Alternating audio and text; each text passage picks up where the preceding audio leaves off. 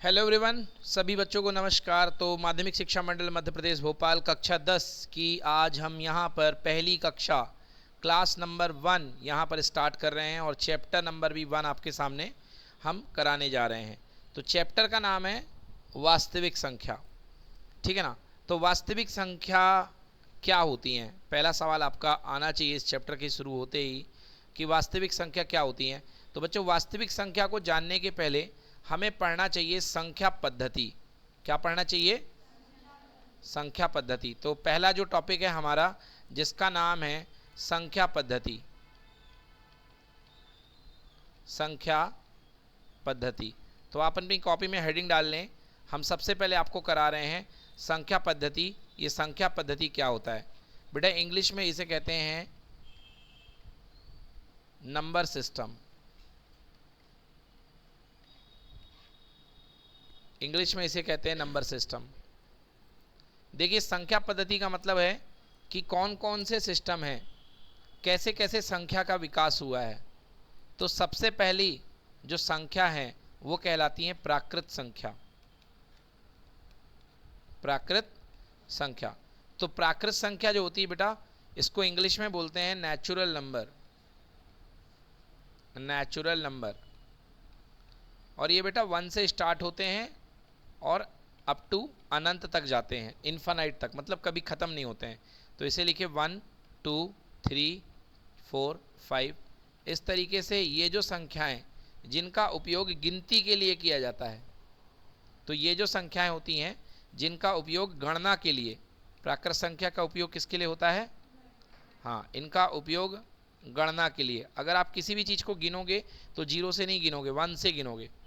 आप कोई भी चीज़ खरीद के लाओगे तो 1 से गिनोगे। तो उपयोग गणना के लिए होता है। तो पहली संख्या कहलाती है प्राकृत संख्या। दूसरे नंबर में आती है बेटा पूर्ण संख्या।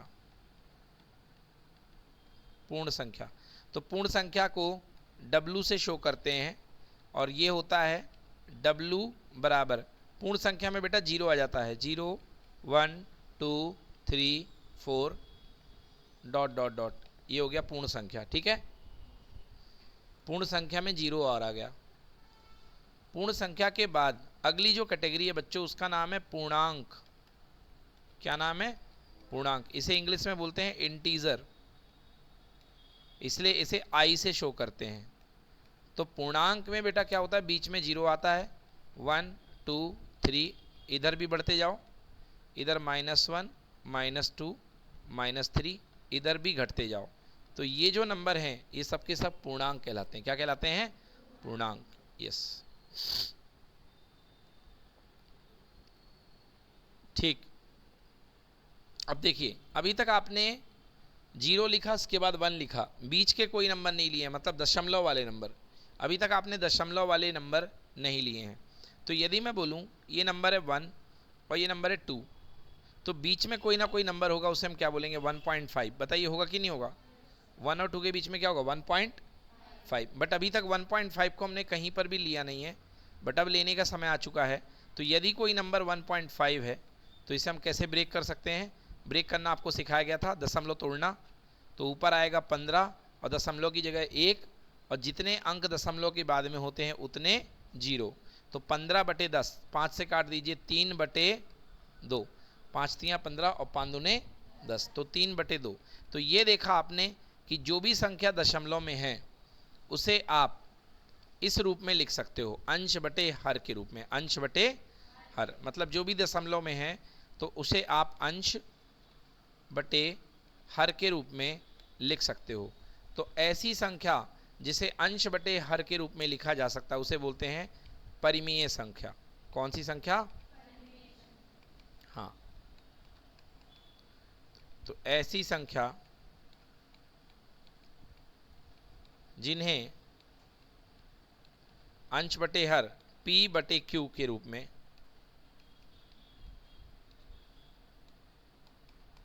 लिखा जा सके,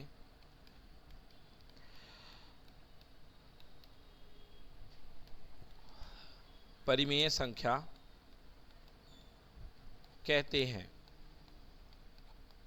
तो ऐसी संख्या जिन्हें आप P/Q के रूप में लिख सकते हो ऐसी संख्या को क्या कहते हैं? परिमेय संख्या, ठीक ना। उदाहरण, और एक चीज याद रखिएगा, नोट, Q का मान 0 के बराबर नहीं होगा। मतलब ये जो हर है कभी 0 के बराबर होना नहीं चाहिए। यदि आपको कोई कह दिया कि 2/0, क्या ये परिमेय संख्या है? नहीं, ये परिमेय नहीं है, ये परिमेय नहीं है, क्योंकि जो नीचे का हिस्सा है ये कभी 0 होना नहीं चाहिए। कभी नीचे का हिस्सा जो हर है वो 0 के बराबर होना नहीं चाहिए। क्लियर हुआ कि नहीं हुआ? आ गया समझ में? तो ये संख्या कहलाती हैं परिमेय। उदाहरण, मैंने कहा कोई संख्या है 2/3, तो देखिए 2/3 में ये भी पूर्णांक है। ऐसी संख्या जिन्हें P/Q के रूप में लिखा जा सके परिमेय संख्या कहलाती हैं। याद रखिएगा, जहां P तथा Q पूर्णांक होंगे।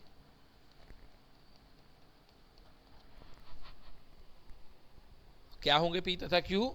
पूर्णांक। जैसे देखो 2/3, तो ये भी पूर्णांक है और ये भी पूर्णांक है, तो ये कौन सी संख्या हुई? परिमेय। कौन सी संख्या हुई? परिमेय। मैं आपसे बोलूंगा उदाहरण 6, बताइए 6 एक परिमेय संख्या है कि नहीं है? है, क्योंकि 6 को लिखा जा सकता है 6/1, 6/1, तो ऊपर भी पूर्णांक है और नीचे भी पूर्णांक है। तो ऐसी संख्या जो पूर्णांक बटे पूर्णांक के रूप में हो और नीचे वाला पूर्णांक 0 के बराबर ना हो, ऐसी संख्या को बोलते हैं परिमेय संख्या। क्या बोलते हैं? क्लियर?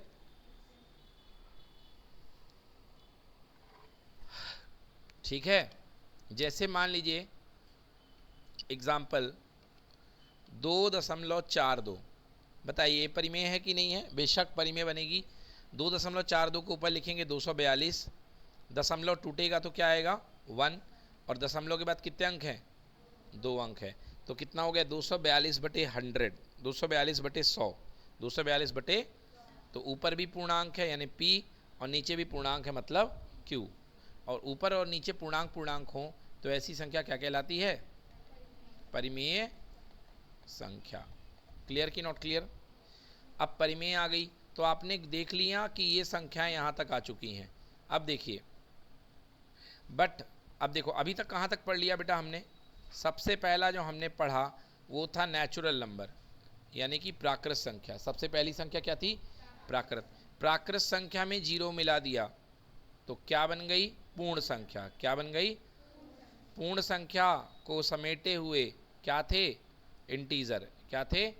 इंटीजर। इंटीजर यानी पूर्णांक, इंटीजर यानी, और पूर्णांक को समेटे हुए कौन सी संख्या थी? परिमेय।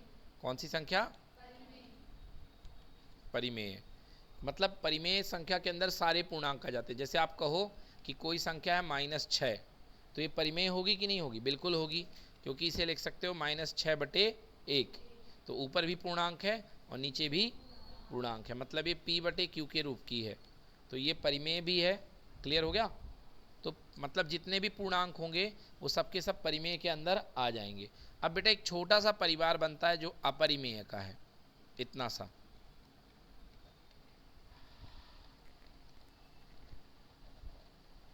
ये परिवार काहे का है? अपरिमेय। किसका है? अपरिमेय। तो यहां तक का परिमेय और यहां तक का अपरिमेय, बेटा सब कुछ मिला करके जो फैमिली बनेगी, जो संख्या बनेगी, उसे बोलेंगे वास्तविक संख्या। क्या बोलेंगे? तो वास्तविक संख्या जो आपका चैप्टर है, तो वास्तविक संख्या क्या होती है? बराबर परिमेय संख्या प्लस अपरिमेय संख्या। अपरिमेय संख्या मतलब परिमेय यहाँ तक का पूरा और अपरिमेय मिला करके जो पूरी फैमिली बनेगी वो क्या कहलाएगी? अपरिमेय संख्या। क्लियर? कोई दिक्कत? हाँ। अब आप कहोगे सर अपरिमेय संख्या कैसी होती है? परिमेय तो आपने दिखा दी, अपरिमेय कैसी होती है? जैसे बेटा √2, तो √2 का मान होता है 1.4143474215, और ये कभी रुकता नहीं है, ये कभी रुकता नहीं है। समझ में आया? अगर तुम इसका दशमलव तोड़ोगे, अगर तुम इसका दशमलव ब्रेक करोगे तो बताओ दशमलव के बाद जो अंक रुक नहीं रहे हैं, तो क्या इसके 000 कभी रुकेंगे कि नहीं रुकेंगे? कभी रुकेंगे कि नहीं रुकेंगे? नहीं रुकेंगे। और जब ये नहीं रुकेंगे मतलब आप इसे कभी भी अंश बटे हर के रूप में नहीं लिख सकते। बोलो हाँ या ना? इसे आप अंश बटे हर के रूप में नहीं लिख सकते। और जब ये अंश बटे हर के रूप में नहीं लिखा जा सकता, इसका मतलब ये संख्या परिमेय नहीं है, ये संख्या परिमेय नहीं है। क्लियर हो गया कि नहीं हुआ? तो ये संख्या अपरिमेय है। क्या है ये संख्या? अपरिमेय। क्लियर है? और परिमेय और अपरिमेय मिला करके बन जाती है वास्तविक संख्या। क्या बन जाती है? मतलब आज इस चैप्टर में हमको सारी संख्याओं के बारे में पढ़ना है, क्योंकि वास्तविक संख्या में सब आ जाते हैं, परिमेय भी आ जाते हैं और अपरिमेय भी आ जाते हैं। तो एक बार फिर से चार्ट आपको याद दिला दूं। सबसे पहले आए प्राकृत संख्याएं। प्राकृत संख्याओं से बढ़ के कौन सा हुआ? पूर्ण संख्या। पूर्ण संख्या से बढ़ के क्या हुआ? पूर्णांक। पूर्णांक से बढ़ के क्या हो गया? परिमेय संख्या, p बटे q की फॉर्म में। और परिमेय के साथ थोड़ा सा क्या जुड़ गया? अपरिमेय। और परिमेय और अपरिमेय टोटल मिला करके ये जो फैमिली बनी, ये कौन सी संख्या हुई? वास्तविक संख्या। कौन सी संख्या? बोलो क्लियर हुआ कि नहीं हुआ? वास्तविक संख्या को इंग्लिश में बोलते हैं रियल नंबर। क्या बोलते हैं? इसलिए R से डिनोट करते हैं, इसको R से शो करते हैं। बन जाएगा ना? तो ये हो गई वास्तविक संख्या। चलिए आइए चैप्टर के अंदर आते हैं। चैप्टर बहुत ही सरल है। पहला क्वेश्चन है, निम्नलिखित संख्याओं के अभाज्य गुणनखंड के रूप में व्यक्त करो। तो पहला चैप्टर में है अभाज्य गुणनखंड। तो आप लोग जानते हैं कि अभाज्य गुणनखंड का मतलब क्या होता है। अभाज्य गुणनखंड के पहले सबसे पहले जानिए कि अभाज्य संख्या क्या होती है। अभाज्य संख्या, जैसे मान लो बेटा आपके सामने एक संख्या है 3। अब 3 को कौन कौन भाग दे सकता है? एक तो 1 दे सकता है, और एक खुद कौन दे सकता है? 3 दे सकता है। 1 के पहाड़े में भी 3 आएगा और 3 के पहाड़े में भी 3 आएगा। क्या 3 को 1 के अलावा और 3 के अलावा कोई भाग दे सकता है? नहीं। ऐसे ही 5 को भी केवल 2 लोग ही भाग दे सकते हैं, एक खुद संख्या 5 और दूसरा 1। बोलिए हाँ या ना? तो ऐसी संख्या जिसके केवल दो भाज्य हों, समझ गए? जिसको केवल 2 लोग भाग दे सकें, एक 1 और दूसरा खुद संख्या, खुद वो संख्या। ऐसी संख्या जिनको इन दोनों के अलावा कोई भाग नहीं दे सकता है, एक 1 के अलावा और दूसरा उस खुद संख्या के अलावा। तो ऐसी संख्या को क्या बोलेंगे? अभाज्य संख्या। क्या बोलेंगे? अभाज्य संख्या। समझ में आ गया? हाँ। तो जिस संख्या को केवल 2 लोग भाग दे सकें, एक खुद वो संख्या दे सके, दूसरा वो नंबर 1 दे सके, ऐसी संख्या को बोलते हैं अभाज्य संख्या। क्लियर हो गया? हाँ। और इसके बाद बात करते हैं भाज्य संख्या। भाज्य संख्या, भाज्य संख्या को इंग्लिश में बोलते हैं कंपोजिट नंबर, और अभाज्य संख्या को इंग्लिश में बोलते हैं प्राइम नंबर। अभाज्य संख्या का मतलब समझिए, ऐसी संख्या जैसे 6 है, तो 6 को कौन भाग दे सकता है? 1 दे सकता कि नहीं दे सकता? 1 तो सबको दे देगा भाग, क्योंकि 6 में 1 का भाग दोगे, 1 6 6 कैंसिल हो गया। खुद वो नंबर भाग दे सकता कि नहीं दे सकता? इन दोनों के अलावा भी कुछ लोग हैं भाग दे सकते हैं, 2 भी दे सकता है और क्या दे सकता है? 3 भी दे सकता है। तो अगर खुद के अलावा और 1 के अलावा कोई नया संख्या भी भाग दे सकता है, तो उस दी गई संख्या को क्या बोलेंगे? अभाज्य संख्या। क्या, सॉरी, भाज्य संख्या। क्या बोलेंगे? क्लियर कि नॉट क्लियर? अब आइए देखिए, तो भाज्य संख्या ये है। अब इस भाज्य संख्या को क्या कह रहा हूं? भाज्य संख्या को अभाज्य संख्या के गुणन के रूप में लिखना उसका गुणनखंड कहलाता है। क्या कहलाता है? गुणनखंड कहलाता है। समझ में आया कि नहीं आया? जैसे मान लो आपके पास एक आपको भाज्य संख्या दी गई है, मान लो वो दी गई है आपके पास में 24। क्या दी गई है? 24। अब आप 24 का गुणनखंड करेंगे। देखिए सबसे पहले 2 से भाग दो, बोलो कितने बार? 12। 2 से कितने बार? 12। फिर 2 से कितने बार? 6 बार। फिर 2 से कितने बार? 3 बार। और 3 से कितने बार? 1 बार। तो मैं लिखूंगा कि जो 24 है वो है 2 गुणे 2 गुणे 2 गुणे 3। क्लियर हो गया कि नहीं हुआ? अब ध्यान से देखो, ये भी क्या है? अभाज्य। ये भी क्या है? अभाज्य। ये भी क्या है? अभाज्य। और ये भी क्या है? अभाज्य। तो इस तरीके से दिए गए नंबर को आप अभाज्य संख्याओं के गुणन के रूप में लिख सकते हैं। इस प्रक्रिया को बोलते हैं अभाज्य गुणनफल। क्या बोलते हैं? क्लियर कि नॉट क्लियर? तो इस प्रक्रिया को क्या बोलते हैं? अभाज्य गुणनफल। ठीक है, कोई दिक्कत? तो ये प्रक्रिया जो कहलाएगी ये अभाज्य गुणनफल कहलाएगी। अभाज्य गुणनफल नहीं, गुणनखंड। गुणनखंड क्या कहलाएगी? अभाज्य गुणनखंड। तो आइए देखते हैं। सबसे पहले 140 का हमको गुणनखंड करना है, अभाज्य गुणनखंड। तो 140 का अभाज्य गुणनखंड कैसे करेंगे? देखिए सबसे पहले किससे? 2 से। 2 से कितने बार गया? 70 बार। फिर 2 से 70 में भाग दिया, कितने बार? 35 बार। ठीक है, अब 2 से तो जाएगा नहीं, किससे जाएगा? 5 से। 5 सते 35 और 7 एकम, तो 140 बराबर क्या लिखेंगे? 2 गुणे 2 गुणे 5 गुणे 7। ये कहलाएगा इसका अभाज्य गुणनखंड। क्या कहलाएगा? क्लियर हुआ कि नहीं हुआ? तो ये चीज कहलाएगी इसका अभाज्य गुणनखंड। 2 गुणे 2 गुणे 5 गुणे 7। क्लियर हुआ कि नहीं हुआ? हाँ, इसे आप क्या लिख सकते हैं? क्योंकि 2 2 बार आ रहा है, तो जो चीज़ 2 बार आती है उसे लिखते हैं 2 का वर्ग। 2 का गुणे 5 गुणे। क्लियर कि नॉट क्लियर? चलिए नोट करिए। देखिए जैसे ये क्वेश्चन है, दूसरा क्वेश्चन है 156। इसका हमको गुणनखंड करना है, तो हमने लिख लिया 156। अब सबसे पहले ये लिखा हमने 156 और ये लाइन बना ली, डंडा बना लिया 156। सम संख्या है, सबसे पहले किसका भाग जाएगा? 2 का।